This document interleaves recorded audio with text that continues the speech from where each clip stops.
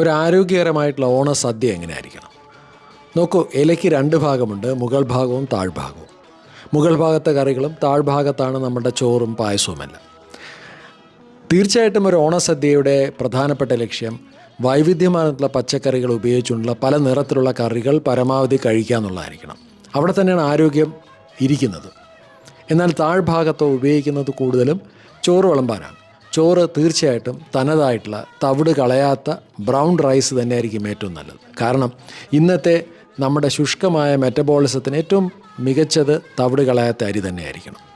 അത്തരത്തിൽ തവിട് കളയാത്ത അരിയും അത് പരിമിതമായ അളവിൽ വളരെ കുറച്ചും ഇലയുടെ മുകൾ ഭാഗത്ത് വരുന്ന കറികളെല്ലാം സമൃദ്ധമായി എല്ലാം പൂർണ്ണമായി ഉൾക്കൊള്ളുന്ന രീതിയിൽ വളരെ ആരോഗ്യകരമായിട്ട് തീർച്ചയായിട്ടും നമുക്ക് ഏവർക്കും ഓണസദ്യ കഴിക്കാൻ സാധിക്കും.